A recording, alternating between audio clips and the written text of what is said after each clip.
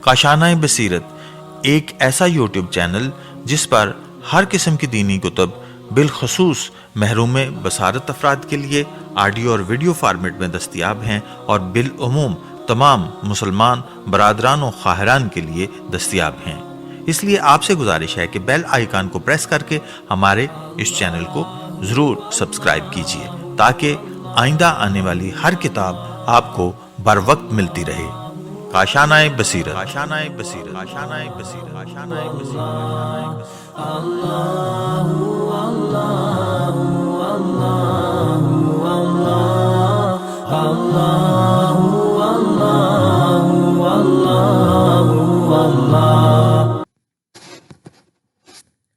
السلام علیکم۔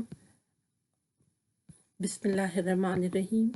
جو کتاب میں آپ کے لیے آج پڑھ رہی ہوں، اس کتاب کا نام ہے سبق آموز قرآن قصے، جو نوجوانوں کے لیے ہیں۔ اس کے مصنف سید سجاد حیدر صفوی ہیں اور متحری فکری و ثقافتی مرکز کشمیر سے یہ کتاب شائع ہوئی ہے۔ یہ کتاب مختلف قسم کے سبق آموز قصوں پر مشتمل ہے اور یہ بہت دلچسپ قصے ہیں جو آپ کو سن کے بہت اچھے لگیں گے۔ اور اس کتاب کے شروع ہونے سے پہلے رہبر انقلاب اسلامی امام خامنائی کا ایک میسج ہے کہ کتنا اچھا ہے اگر ہمارے بچوں، نوجوانوں اور جوانوں کا مشغلہ قرآن اور آیات الہی سے انسیت اور قرآن کی تعلیم ہو۔ اس کتاب کا پہلا قصہ ہے بستی والے۔ اس کا صفحہ نمبر 8 ہے۔ وہ قصہ یوں شروع ہوتا ہے کہ قرآن مجید کے سورہ یاسین کی 13ویں آیت سے ایک بستی کے لوگوں کی داستان شروع ہوتی ہے جنہوں نے اللہ کے بھیجے ہوئے رسول کی بات نہیں مانی اور ہدایت کے راستے پہ آنے کے بجائے گمراہی کے راستے پر اڑے رہے۔ خدا کے نیک بندوں کو جو ان کی نجات کا پیغام لائے تھے مارا پیٹا اور قتل کر دیا۔ پھر خدا نے ان پر سخت عذاب نازل کیا۔ اصحاب قریہ کی داستان کچھ اس طرح سے ہے۔ انطاکیہ نامی شہر میں گمراہ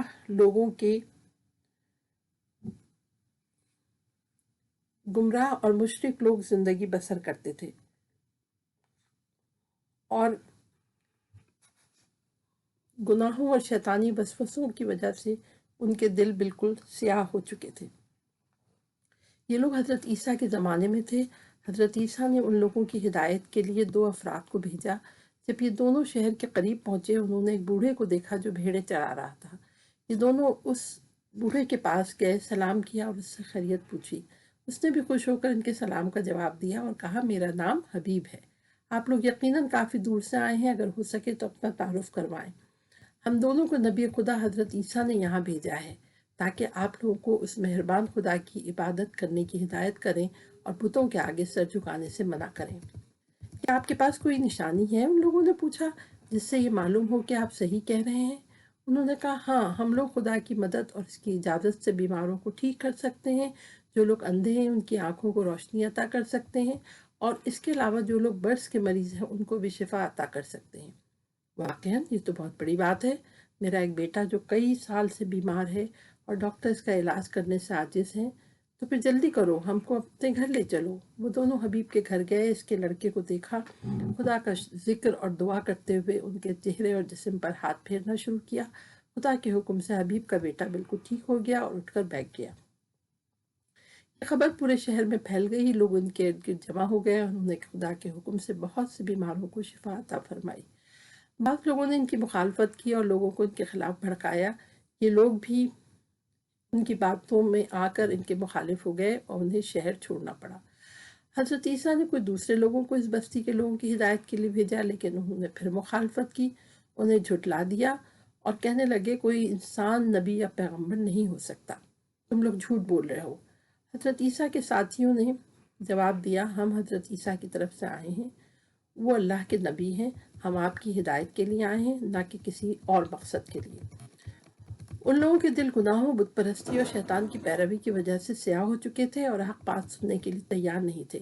اس لیے انہوں نے حضرت عیسیٰ کے ان ساتھیوں سے کہا، ہمیں آپ پر شک ہے، اگر آپ نے پھر ایسی بات کہی تو ہم آپ کو پتھروں سے زخمی کر دیں گے اور سخت سزا دیں گے۔ जनाब ईसा के साथियों ने कहा, आप लोग गुमराह और भटके हुए लोग हैं। ये बात उस जमाने के बादशाह को मालूम हुई, जो एक बुतपरस्त और घमंडी इंसान था। उसने हुक्म दिया उनको मेरे पास लाया जाए। उन्हें बादशाह के पास लाया गया। बादशाह ने पूछा, तुम्हें कौन हो, किसने तुम्हें यहाँ भेजा है और यहाँ क्या करने आए हो? उन्होंने जवाब दिया, हम अल्लाह के नबी हजरत ईसा की तरफ से आए हैं, ताकि तुम्हें इस खुदा की इबादत करने की दावत दें जो देखने वाला, सुनने वाला और हर चीज़ का इल्म रखने वाला है, और उन बुतों की परस्तिश से मना करें जो ना कुछ देखते हैं, ना सुनते हैं और ना कुछ समझते हैं। क्या हमारे खुदा के अलावा और भी कोई खुदा है? बादशाह ने सवाल किया। हाँ, वही खुदा जिसने तुमको पैदा किया और उन चीज़ों को पैदा किया जिनको तुम अपना खुदा समझते हो। बादशाह गुस्से से लाल हो गया और एक जोरदार आवाज में चिल्लाया, अभी तुम गुस्ताखों को सजा देता हूँ। उसने अपने सिपाहियों को हुक्म दिया कि इन्हें रस्सियों और जंजीरों से बांध कर ले जाओ और सबके सामने सजा दो, फिर बुतखाने में कैद कर दो। लोग इनकी करामात और मुआजिज़त तो देख चुके थे, लेकिन फिर भी उन्हें कत्ल करने के लिए तैयार हो गए। हबीब, जो कि पहले ही दिन उन पर ईमान ले आया था, लोगों के दरमियान आया और बुलंद आवाज़ से कहने लगा, ऐ लोगों, खुदा की पैरवी करो और जनाब ईसा के भेजे हुए बंदों की बातें मानो। उन्हें तुमसे कुछ नहीं चाहिए, ये सिर्फ और सिर्फ तुम लोगों को सीधा रास्ता दिखाने आए हैं। ज़रा सोचो, मैं कैसे उस खुदा की इबादत ना करूं जिसने मुझे पैदा किया है और आखिर में उसकी तरफ पलट कर जाना है? मैं कैसे उन चीज़ों की परस्तिश करूं जो ना फ़ायदा पहुंचा सकते हैं, ना नुकसान? अगर कोई मुझे नुकसान पहुंचाना चाहे तो क्या ये बुत मेरा दिफा कर सकते हैं? इसलिए मैं इनके खुदा पर ईमान ले आया हूँ। शहर के लोगों ने हबीब की बातों की तरफ कोई तवज्जो नहीं दी और उसे भी सख्त सज़ा देकर शहीद कर दिया। लेकिन हबीब की आवाज़ इसी तरह गूंजती रही कि काश कि ये लोग जानते खुदा ने किस तरह मुझे इनाम दिया और किस तरह मैं हमेशा के लिए सरबलंद हो गया। इस शहर के लोगों ने खुदा के उन बंदों की बात ना मानी। कुछ मुद्दत के बाद खुदा की तरफ से अज़ाब नाजिल हुआ। वो लोग हलाक हो गए, उनका पूरा शहर जलकर राख हो गया और उन्हें कुछ पता भी न चल सका। हाँ दोस्तों, ये उन लोगों का अंजाम है जो खुदा के भेजे हुए बंदों का मजाक उड़ाते हैं, उनकी बात नहीं मानते। लेकिन जो लोग हबीब की तरह उनकी बात सुनते हैं, उनकी पैरवी करते हैं, वो हमेशा जन्नत में रहते हैं। उन पर खुदा का लुत्फ़ करम होता है और फिर ज़िंदगी में भी कामयाब होते हैं और मरने के बाद भी सुकून से रहते हैं। ये तो था पहला किस्सा। अब सफ़ा नंबर 13 है और जो दूसरा किस्सा है उसका नाम है बाग वाले। बाग वाले का किस्सा सफ़ा नंबर 14 से शुरू होता है कि पुराने ज़माने की बात है। यमन के एक गांव में एक बूढ़ा आदमी रहता था जो बहुत ही नेक किरदार और रहम दिल था। उसके पास मुख्तलिफ तरह के फलों का एक बाग था जिससे वो अपनी ज़िंदगी का खर्च चलाता था और उसका कुछ हिस्सा गरीबों और फ़कीरों में बांट देता था। एक दिन वो बीमार हो गया। उसकी बीमारी दिन ब दिन बढ़ती गई, यहाँ तक कि उसके मरने का वक्त करीब आ गया। उसने अपने लड़कों को अपने पास बुलाया और उनको वसीयत की कि हमेशा अच्छे काम करना, बुरे कामों से दूर रहने की कोशिश करना और गरीबों और ज़रूरतमंदों की मदद करते रहना। वो मर गया और उसका सबसे शादाब बाग लड़कों को मिल गया। लेकिन अफसोस, इसके लड़कों ने उसके मरने के बाद उसकी वसीयत पर अमल नहीं किया। वो सब जमा हुए ताकि मीरास को तकसीम करें। सबसे बड़े लड़के ने कहा, हमारा बाप आधे फल गरीबों और फ़कीरों को बांटता था। वो एक सादा और बेवकूफ़ आदमी था, खुद सिर्फ ज़रूरत भर खर्च करता था और बाकी दूसरों को दे दिया करता था।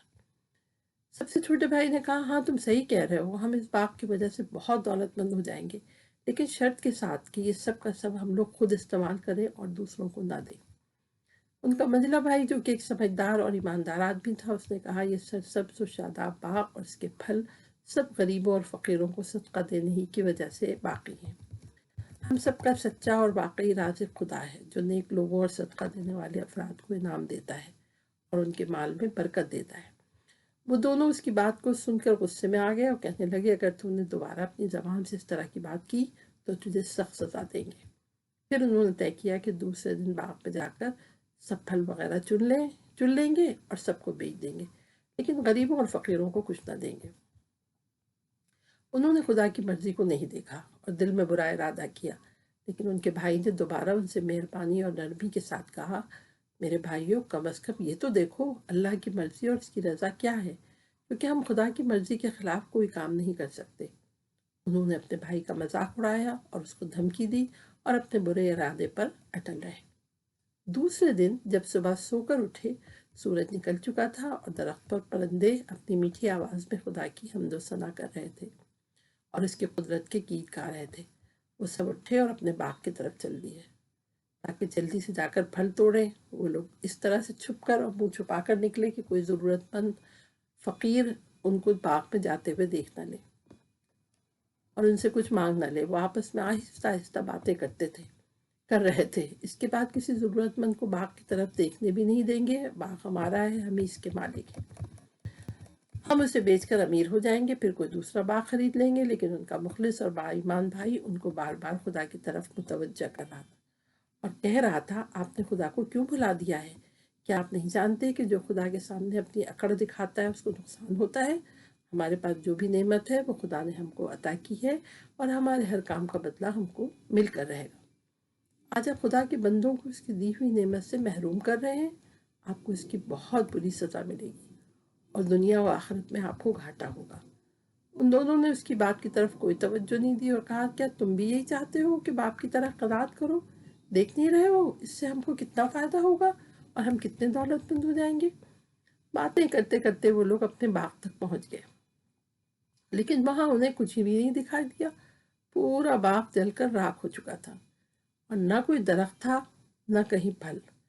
لیکن جب غور سے ادھر ادھر دیکھا اپنا سر پیٹنے لگے۔ یہ تو ہمارا ہی باغ ہے، کہنے لگے شاید ہم راستہ بھول کر کہیں اور آ گئے ہیں۔ اس طرح سے ان کے شیطانی خیالات اور ان کے برے ارادے مٹی میں مل گئے۔ خدا نے ان کے باغ میں آگ لگا دی۔ وہ شرمندہ ہو کر کہنے لگے، ہم نے اپنے باپ اور بھائی کی باتوں پر عمل نہیں کیا، بہت بڑا گناہ کیا ہے۔ ہم دوسروں کو اس باغ سے محروم کرنا چاہتے تھے، خدا نے ہم ہی کو محروم کر دیا۔ وہ ایک دوسرے کو کوس رہے تھے اور کہہ رہے تھے، ہم نے خدا کو بھلا دیا اور اس سے بغاوت کی۔ اب ہم اپنے کیے پہ شرمندہ ہیں اور خدا سے معافی چاہتے ہیں۔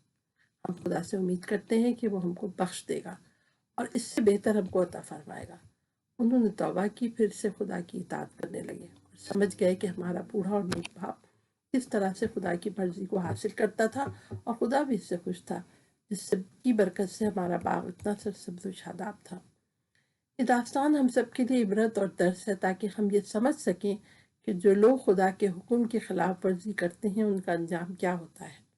خدا کبھی کبھی مال و دولت دے کر امتحان لیتا ہے۔ جو لوگ خدا کی اس نعمت کا صحیح استعمال نہیں کرتے وہ یقیناً گھاٹے میں ہیں، آخرت میں بھی عذاب کا شکار ہو سکتے ہیں۔ ان دونوں نے گناہ کیا تھا، لیکن شاید ان کے باپ کے نیک عمل اور دعا کا اثر تھا کہ انہوں نے بہت جلدی توبہ کر لی اور نیکی کرنے کا پکا ارادہ کر لیا۔ خدا نے بھی ان کی توبہ کو قبول کر لیا اور اس باغ کے بدلے میں ان کو اس سے اچھا باغ عطا فرمایا۔ انہوں نے بھی اس کے بعد کوئی لالچ اور کنجوسی نہیں کی اور غریبوں اور محتاجوں کی ہمیشہ مدد کرتے رہے۔ خدا بھی ان سے خوش ہو گیا اور بندگان خدا بھی ان سے بہت خوش ہو گئے۔ تیسرا قصہ ہے اصحاب کہف۔ یہ قصہ پیج نمبر 19 پہ ہے، صفحہ نمبر 19، اور قصے کا نام ہے اصحاب کہف۔ پیغمبر اسلام حضرت محمد مصطفیٰ صلی اللہ علیہ وسلم اپنی دل نشین آواز، اپنے رفتار و کردار، بہترین اخلاق کے ذریعے لوگوں کو توحید اور خدا کی طرف بلایا کرتے تھے۔ وہ لوگ جن کی فطرت پاک تھی، خدا کی تلاش میں تھے، وہ آپ پر ایمان لے آئے اور خدا پرست بن گئے۔ لیکن جو دین کے دشمن اور بت پرست تھے، انہوں نے آپ کی بات نہیں مانی اور ہمیشہ اس کوشش میں رہتے تھے کہ اس شمع کو بجھا دیا جائے اور توحید کی آواز کو دبا دیا جائے۔ وہ ہمیشہ پیغمبر خدا کی بات کو جھٹلاتے، ان کے بارے میں افواہیں پھیلاتے اور مسلمان اور دیندار لوگوں کے حوصلے اور جذبے کو پست کرنے کی فکر میں لگے رہتے تھے۔ ہر جگہ یہی کہتے تھے کہ خدا کا رسول نہیں ہے، وہ غیب کی باتوں کو نہیں جانتا ہے، کیونکہ اگر جانتا تو ضرور بیان کرتا۔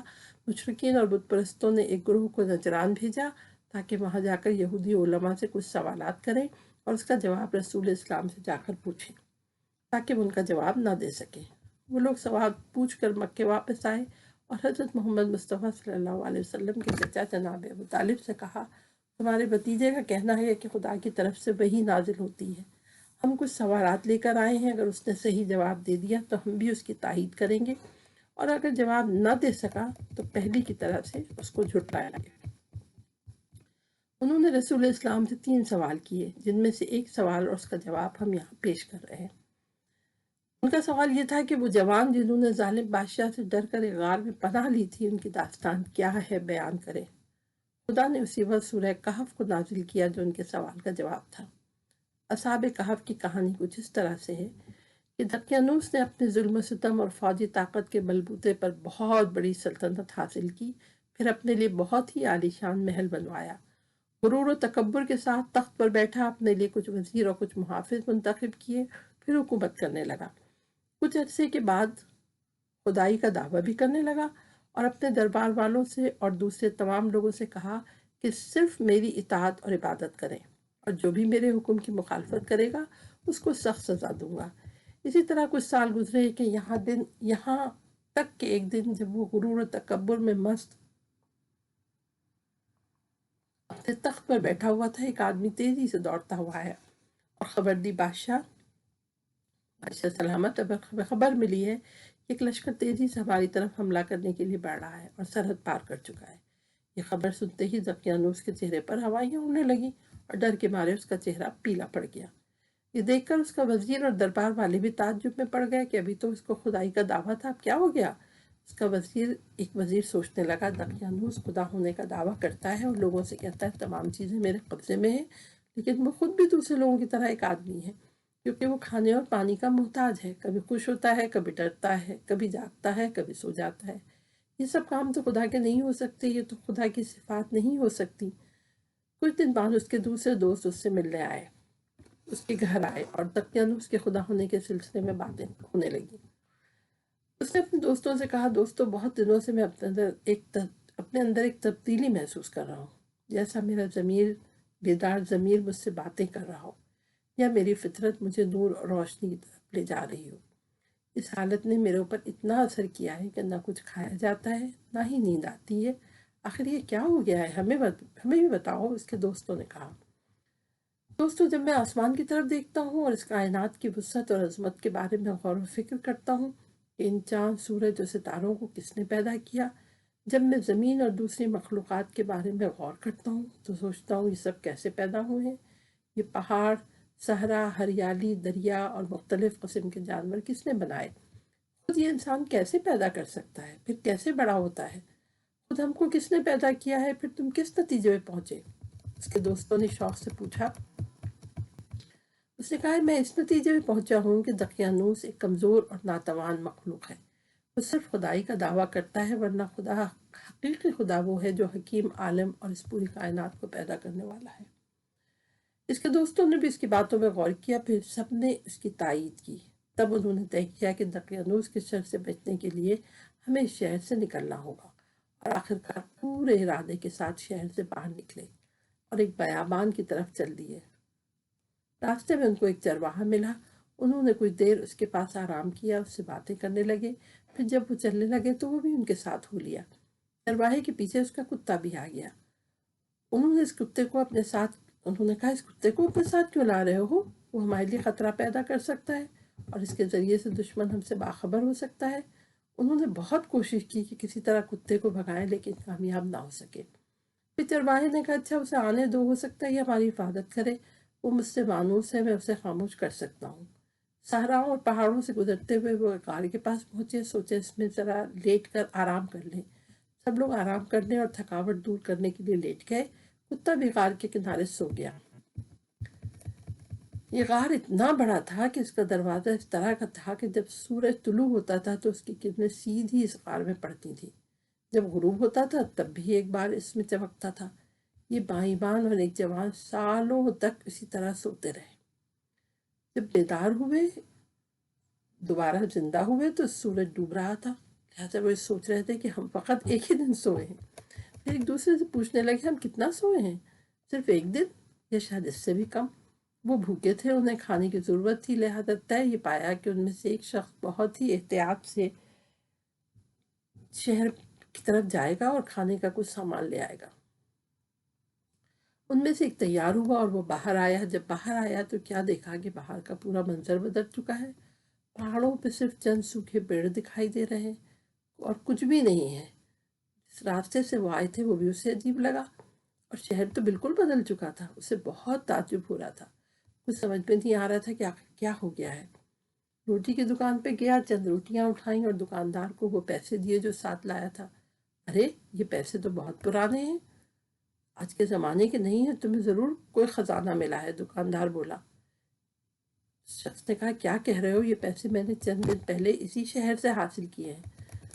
تم جھوٹ بول رہے ہو, ضرور تمہیں کوئی خزانہ ملا ہے اور تم اسے چھپانا چاہتے ہو. ایک بھیڑ اکٹھا ہو گئی اور خبر جنگل کی آگ کی طرح پھیل گئی کہ یہاں تک کہ بادشاہ کے کانوں تک پہنچی. اسے بادشاہ کے دربار میں حاضر کیا گیا تاکہ اس سے پوچھ گچھ کی جائے. بادشاہ نے پوچھا کیا تم کو کوئی خزانہ ملا ہے؟ اس نے کہا نہیں, مجھے کوئی خزانہ نہیں ملا ہے.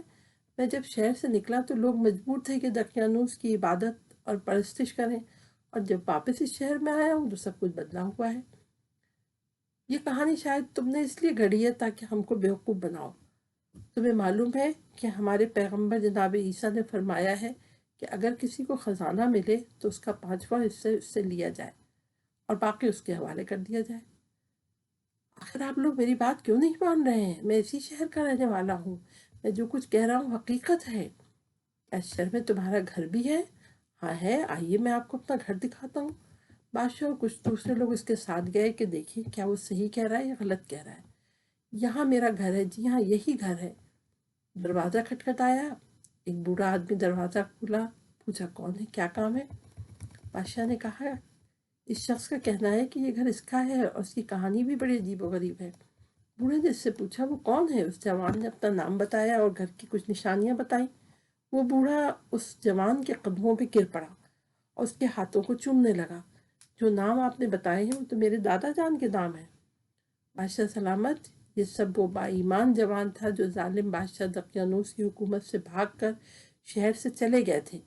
یہ سچ کہہ رہے ہیں. بادشاہ اور دوسرے لوگ بھی اس جوان کا احترام کرنے لگے. پھر یہ طے پایا کہ غار میں چلا جائے تاکہ دوسرے جوانوں کا بھی دیدار کیا جائے. سب لوگ غار کی طرف چل پڑے. جب غار کے قریب پہنچے تو اس نوجوان نے کہا آپ لوگ ابھی یہیں ٹھہر جائیں تاکہ میں اپنے دوستوں کو ساری بات بتا دوں, کیونکہ ان کو نہیں معلوم ہے کہ وہ کتنا سوئے ہیں. اگر وہ آپ لوگوں کو دیکھیں گے تو یہی سمجھیں گے کہ دقیانوس کی فوج ہمیں گرفتار کرنے آئی ہے. وہ دوستوں کے پاس آیا اور کہا دوستوں کہ آپ جانتے ہیں ہم کتنا سوئے ہیں؟ بتا تو دیا کہ 1 دن, بلکہ اس سے بھی کم. نہیں دوستوں, ہم لوگ 309 سال تک سوئے ہیں. دقیانوس بہت سالوں پہلے مر چکا ہے. اس کے بعد خدا نے ایک پیغمبر بھیجا ہے جس کا نام عیسیٰ ابن مریم ہے. خدا کے حکم سے وہ بھی اب آسمان پہ چلے گئے ہیں اور اس وقت کا بادشاہ اور لوگ سب اسی پیغمبر کے ماننے والے ہیں اور سب لوگ آپ کے دیدار کے منتظر ہیں. اس کے دوست تعجب سے اس کی بات سن رہے تھے. ان میں سے ایک نے کہا تم کیا کہہ رہے ہو؟ کیا یہ چاہتے ہو کہ ہم لوگوں کے لیے عبرت بنے؟ پھر کیا کیا جائے؟ آؤ سب خدا سے دعا کرتے ہیں کہ دوبارہ ہم کو اسی طرح اپنی بارگاہ میں بلا لے. انہوں نے دعا کی, خدا نے ان کی دعا قبول کر لی اور پھر وہ ہمیشہ سے کے لیے سو گئے. جب بہت دیر ہو گئی وہ باہر نہ نکلے تو بادشاہ اس کے سپاہی اس کے اندر آئے. دیکھا کہ سب کے سب اس دنیا سے جا چکے ہیں. بادشاہ نے حکم دیا کہ اس غار کو ایک عبادت گاہ کی شکل دی جائے تاکہ قیامت تک کے لیے یادگار رہے. یہ واقعہ اس بات کا سبب بنا کہ جو لوگ قیامت اور دوبارہ زندہ ہونے کا انکار کرتے تھے وہ لوگ بھی مان گئے اور انہیں یقین ہو گیا کہ یقیناً جس خدا نے پیدا کیا وہ موت دے کر دوبارہ زندہ بھی کر دے گا. تو سامعین اور میرے سننے والوں, اب چوتھا قصہ ہے جناب ایوب کا صبر. اس کا یہ پیج نمبر ہے 28واں پیج ہے اس کا. جناب ایوب کو خدا نے بہت سی نعمتوں سے نوازا تھا. عظیم روح, طاقتور جسم, باوفا بیوی, فرما بردار اولاد, مال دولت, باغات اور کھیتی باڑی وغیرہ. سب سے بڑی بات یہ تھی کہ وہ خدا کے شکر گزار, نیک, سخی اور لوگوں کے ہمدرد انسان تھے. شیطان نے سوچا ان کو طرح طرح کی مصیبتوں اور پریشانیوں میں پھنسایا جائے. ممکن ہے بلا و مصیبت میں گرفتار ہونے کے بعد یہ خدا کا شکر کرنا چھوڑ دیں اور اس سے گلا و شکوہ کریں. اس لیے شیطان نے خدا سے کہا تو نے ایوب کو اتنی زیادہ نعمتیں دی ہیں اس لیے کہ وہ تیرا شکر ادا کرتے ہیں. اگر وہ بھی دوسروں کی طرح محتاج ہوتے تو تیرے فرما بردار نہ ہوتے. خدا نے جواب دیا ایوب میرے نیک بندوں میں سے ہیں. میں اپنے نیک بندوں کو اچھی طرح سے جانتا ہوں, لیکن پھر بھی میں ان کا امتحان لے لیتا ہوں. اب شیطان جناب ایوب کے بیٹوں پر مسلط ہو گیا اور کچھ ہی عرصے میں وہ سب کے سب اللہ کو پیارے ہو گئے۔ شیطان پھولے نہیں سما رہا تھا اور اس انتظار میں کہ خدا نے جناب ایوب سے ان کے بیٹوں کو چھین لیا ہے، لہذا ابھی یہ اس سے گلا و شکوہ کرے یا ناشکر بندوں میں ہو جائے۔ مگر شیطان کی توقع کے برخلاف نہ صرف یہ کہ جناب ایوب نے خدا کی ناشکری نہیں کی بلکہ شکر گزاری اور حمد و ثنا میں اور زیادہ اضافہ ہو گیا۔ اولاد کی نعمت تو جناب ایوب سے چھینی چکی تھی، پھر یہ بھی ہوا کہ ان کے باغات اور کھیت کو آگ لگ گئی اور وہ بالکل غریب ہو گئے، لیکن انہوں نے پھر بھی خدا سے شکوہ نہیں کیا بلکہ اس کے شکریہ اور حمد و ثنا کے ساتھ کہا، خدایا یہ نعمتیں جو تو نے مجھے عطا کی تھیں تیری امانت تھی جو تو نے میرے حوالے کی تھی اور اب واپس لے لی ہے، اور میں بھی تیری مرضی سے خوش ہو گیا ہوں اور ہر حال میں تیرا شکر ادا کرتا ہوں۔ اس کے بعد شیطان جناب ایوب کے جسم پہ مسلط ہو گیا اور ان کو سخت بیماری میں مبتلا کر دیا، اور یہ سوچا کہ اگر میں ایوب کے جسم سے ان کی ساری طاقت ختم کر دوں اور انہیں بیمار کر دوں تو یہ شاید خدا کی ناشکری کریں گے۔ جناب ایوب بیمار ہو گئے، ان کے جسم میں طرح طرح کے زخم اور پھوڑے نکل آئے، یہاں تک کہ وہ پک گئے۔ وہ اتنے زیادہ بیمار ہو گئے کہ لوگوں نے چاہا کہ ان کو شہر سے باہر کر دیں۔ بیٹے بھی چھن گئے، دولت بھی چلی گئی، سخت بیماری میں مبتلا ہو گئے، مگر پھر بھی زبان پر شکایت نہیں کی، بلکہ کہتے ہیں کہ خدا تو نے مجھے سب نعمتیں دیں اور پھر مصلحت سمجھ کر انہیں واپس لے لیا۔ میں ان نعمتوں اور ان گزرے ہوئے دنوں کے لیے تیرا شکر گزار ہوں، آج بھی تیرا شکر ادا کرتا ہوں کہ میرے پاس ایمان اور جان جیسی عظیم نعمتیں موجود ہیں۔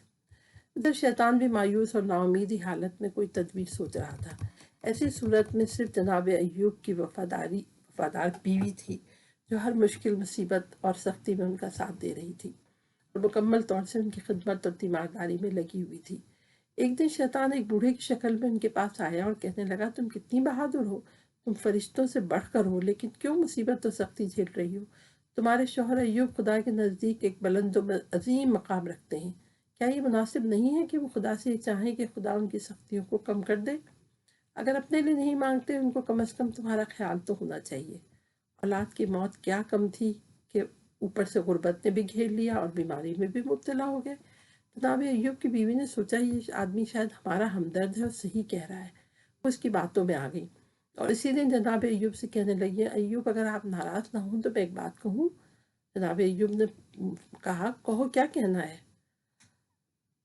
ان کی بیوی نے کہا، آپ کو یاد ہوگا وہ دن جب ہم خوشحال تھے، سکون و آرام کی زندگی گزار رہے تھے، ہمارے پاس گائے، بھیڑ، بکری، گھوڑے، باغات، سبھی کچھ تھا۔ وہ دن جب بچے ہمارے گھر کی رونق ہوا کرتے تھے۔ ہاں، مجھے سب یاد ہے، جناب ایوب نے جواب دیا۔ پھر آپ خدا سے کیوں نہیں کہتے کہ ان سختیوں، زحمتوں اور نعمتوں کے بدلے میں جو آپ سے چھن گئی ہیں آپ کو صحت اور تندرستی عطا فرمائے؟ وہ تندرستی اور نعمتیں کتنے سال کی تھیں؟ بہت زیادہ، تقریباً 80 سال کے لیے۔ اور کب سے چھنی ہے؟ صرف 7 سال سے۔ ہمیں خدا سے شرم کرنا چاہیے کہ ان 7 سالوں کا ان 80 سالوں سے موازنہ کریں اور اس سے کوئی چیز مانگے، وہ بھی شکوہ اور شکایات کے ساتھ۔ تم جو بھی کہہ رہی ہو وہ سب شیطان کا وسوسہ ہے۔ جناب ایوب کی زوجہ اپنی باتوں سے شرمندہ ہو گئیں اور جناب ایوب کی خدمت میں لگ گئیں۔ حضرت ایوب صبر کرتے رہے، بیٹوں کی جدائی، بیماری کی تکلیف، تنہائی اور لوگوں کے طعنے سب کچھ برداشت کرتے رہے اور خدا کا شکر ادا کرتے رہے۔ وہ اس سخت اور عظیم امتحان میں کامیاب ہو گئے اور شیطان مایوس ہو گیا۔ پھر ایک دن جناب ایوب نے گریہ و زاری اور خضوع و خشوع کے ساتھ خدا کی بارگاہ میں عرض کی، خداوندا، میں غم و اندوہ اور مصیبت میں زندگی بسر کر رہا ہوں، تو سب سے زیادہ مہربان ہے۔ جناب ایوب کی دعا قبول ہوئی، خدا کی طرف سے وحی نازل ہوئی کہ اے ہمارے صابر اور شکر گزار بندے، اپنے پیروں سے زمین کو ٹھوکر مارو تاکہ اس سے خوشگوار پانی کا چشمہ ابلے، پھر اس سے اپنے آپ کو سیراب کرو اور نہاؤ۔ انہوں نے ایسا ہی کیا، چشمہ نکلا جس سے انہوں نے پانی پیا اور نہائے، ان کی بیماری چلی گئی، دوبارہ صحت مند ہو گئے اور ان کی جوانی پلٹ آئی، بیٹے بھی زندہ ہو گئے، باغ و کھیت بھی ہرے بھرے ہو گئے۔ پھر 7 سال تک خدا کی عبادت اور اطاعت اور لوگوں کی ہدایت میں لگے رہے۔ تو یہ قصہ ختم ہوا جو جناب ایوب کے صبر سے متعلق تھا۔ اب جو قصہ میں پڑھ رہی ہوں اس کا نام ہے جناب نوح کی کشتی، اور اس قصے کا صفحہ نمبر جو ہے وہ ہے 35۔ वो इस तरह शुरू होता है क़स्सा कि जनाब नूह ने अपनी पूरी ज़िंदगी खुदा की इबादत और उसकी दी हुई नेमतों में गुजारी। जब इनको नबी बनाया गया तो उन्होंने अपनी कौम को खुदा की इबादत करने और बुत परस्ती छोड़ने की दावत दी। कई साल तक जनाब नूह खुदा के दीन की तबलीग करते रहे और लोगों को खुदा के अजाब से डराते रहे और उसकी रहमत और मेहरबानी की उम्मीद भी दिलाते रहे। सैकड़ों साल की तबलीग के बावजूद उनकी कौम नहीं मानी और खुदा के नबी की इताअत और पैरवी करने से इनकार कर दिया। कई नस्लें गुजर गईं लेकिन चंद लोगों के अलावा कोई जनाब नूह पर ईमान नहीं लाया, बल्कि वो मुशरिक और काफिर कौम अपनी औलाद से भी यही वसीयत करती थी कि नूह की बात ना मानना, उससे मुकाबला करना। वो इतने ज़्यादा कट्टर और ज़िद्दी हो गए कि जब जनाब नूह कुछ कहते तो वो लोग कानों में उंगलियां डाल देते या अपने सर और चेहरे को कपड़े से छुपा लेते थे ताकि कुछ सुनने ना पाए। जनाब नूह हमेशा उनसे कहते कि ए लोगों, तुम मेरे ख़ानदान और कबीले के अफराद हो, मैं तुम्हारा दोस्त हूँ, दुश्मन नहीं हूँ, तुम सबको खुदा की तरफ बुलाता हूँ और बुत परस्ती तर्क करने की वसीयत करता हूँ। अगर तुम लोग खुदा को मानो और ज़िंदगी की कामयाबी के उसूलों के मुताबिक ज़िंदगी बसर करो तो खुदा तुम्हें माफ़ कर देगा और तुम सबको सेहत और सलामती, लंबी उम्र और खुशबख्ती अता करेगा। अगर तुम अपने आप को खुदा से करीब करोगे तो जहन्नुम की आग से महफूज रहोगे और खुदा की तरफ से तुम्हारे ऊपर खैर व बरकत की बारिश होगी। तुम्हारे खेत सरसब्ज़ व शादाब हो जाएंगे, तुम खुदा की बेशुमार नेमतों से फ़ायदा उठा सकोगे। खुदा की तरफ पलट आओ, वो खुदा जिसने हमको तुमको पूरी दुनिया को पैदा किया है, इंसान को अक्ल व फ़िक्र जैसी नेमत देकर उसे इज़्ज़त बख्शी है। मगर अफसोस उन नादान और नाशुक्रे लोगों ने जनाबे नूह की बातों पर ध्यान नहीं दिया और इतनी गुस्ताखी की कि हज़रत नूह पर पत्थरों की बौछार करने लगे। वो बर्दाश्त करते रहे, बल्कि उन लोगों के लिए दुआ करते रहे कि खुदाया इन लोगों को हिदायत फरमा जो नादानी की वजह से मेरी मुखालफत कर रहे हैं। हज़रत नूह उन्हें हिदायत की तरफ बुलाते, लेकिन वो लोग उनको दिन ब दिन ज़्यादा परेशान करने लगे। हज़रत नूह के साथियों ने उनसे कहा, आप अल्लाह के नबी हैं, इन लोगों के लिए बद्दुआ क्यों नहीं करते? हज़रत नूह ने खुदा की बारगाह में अर्ज़ किया, खुदाया मेरी मदद फरमा और इन काफिरों को इस ज़मीन में नेस्त व नाबूद फरमा। खुदा ने उनकी दुआ कबूल कर ली और अज़ाब खुदा के आसार होने लगे। 40 साल तक उन लोगों के यहाँ किसी बच्चे की विलादत नहीं हुई, हर जगह कहत पड़ गया, उनकी सारी दौलत ख़त्म हो गई। जनाब नूह ने सोचा मुसीबतों में गिरफ्तार होने की वजह से अब शायद ये लोग मेरी बात मान जाए, इसलिए फिर से उन्हें खुदा के दीन की तरफ बुलाया, लेकिन उनके कानों पर जूं तक न रखी और अपनी बात पर अड़े रहे। हज़रत नूह को खुदा ने की तरफ से वही आई कि आप हमारे हुक्म से हमारे सामने कश्ती बनाइए। हज़रत नूह ने शहर के बाहर बैठकर कश्ती बनाने में मशगूल है और लोग उनका मजाक उड़ाते रहे। कल तक तो तुम ये कहते थे मैं खुदा का पैगंबर हूँ, आज तो तुम बढ़ई बन गए, दरिया से इतनी दूर कश्ती क्यों बना रहे हो? क्या दरिया खुद चलकर कश्ती के तुम्हारे पास आएगा? वाह क्या बात है, पानी का कहीं नाम नहीं है और तुम कश्ती बना रहे हो। हज़रत नूह एक कान से सुनते और दूसरे कान से उड़ा देते। जब कश्ती बन गई, खुदा ने हज़रत नूह को हुक्म दिया कि तमाम जानवरों और परिंदों में थोड़े थोड़े अपने साथ ले लीजिए, इसके साथ खुद भी अपने पैरोकारों के साथ कश्ती में सवार हो जाइए। सब लोग कश्ती में सवार हो गए। कुछ देर बाद बादल आना शुरू हुए, बारिश बरसने लगी, ज़मीन से पानी उबलने लगा और इस तरह से एक सैलाब बन गया। लोग ये देखकर परेशान हो गए, इधर उधर भागने लगे, लेकिन अब कुछ नहीं हो सकता था। सैलाब ने चारों तरफ से उनको घेर लिया। जनाब नूह का बेटा कनान सैलाब में फंस चुका था। उन्होंने बेटे को आवाज़ दी कि आओ तुम मेरे साथ सवार हो जाओ वरना डूब जाओगे। उसने कहा, मैं पहाड़ पे चढ़कर अपने आप को बचा लूँगा, लेकिन मैं आपके साथ नहीं आऊँगा। जनाब नूह अपने बेटे का जवाब सुनकर मायूस हो गए। उन्होंने हाथ उठा दिए, खुदाया मेरा बेटा भी मेरे ख़ानदान में से है, तेरा वादा हक़ है, तू बेहतरीन फ़ैसला करने वाला है। खुदा की तरफ से जवाब आया, वो तुम्हारा अहल नहीं है, क्योंकि उसने तुम्हारी मुखालफत की है और वो गुमराह हो गया है।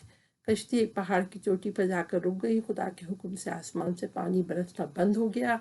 ज़मीन ने भी सारा पानी अपने अंदर जज़्ब कर लिया। सब लोग खुशी खुशी कश्ती से उतरे और ज़िंदगी गुजारने लगे। जनाब नूह उसके बाद सैकड़ों साल तक जिंदा रहे और खुदा का पैगाम लोगों तक पहुंचाते रहे। एक दिन खुदा का फरिश्ता जनाब नूह के लिए खुदा की तरफ से पैगाम लाया, ए नूह, आपकी उम्र और नबूवत ख़त्म होने वाली है, आप दुनिया से जाने वाले हैं। आप अपने बेटे साम को अपना जानशीन बताइए, इसलिए ये ज़मीन किसी वक्त भी हादी और रहनुमा से खाली नहीं हो सकती, ताकि लोग ये बहाना न बना सकें कि हमारी हिदायत करने वाला कोई नहीं है। फिर मौत का फरिश्ता उनके पास आया, सलाम किया। हज़रत नूह ने जवाब दिया, पूछा किस लिए आए हो? اس نے کہا آپ کی روح قبض کرنے کے لیے جناب نوح نے اس وقت دھوپ میں کھڑے تھے، فرمایا کیا اجازت ہے کہ میں سائے میں چلا جاؤں؟ اس نے کہا ہاں اجازت ہے۔ جب وہ سائے میں گئے تو فرشتے نے پوچھا اے انسانوں میں سب سے زیادہ عمر پانے والے انسان، دنیا کیسی ہے؟ فرمایا اسی طرح جیسے میں دھوپ سے سایہ میں آیا۔ فرشتے نے ان کی روح قبض کی، وہ اس دنیا سے انتقال فرما گئے۔ انہیں اس جگہ دفن کیا گیا جہاں آج نجف اشرف ہے، اور ہمارے پہلے امام حضرت علی علیہ السلام بھی وہاں پر دفن ہیں۔ یہ قصہ یہاں پر ختم ہوتا ہے۔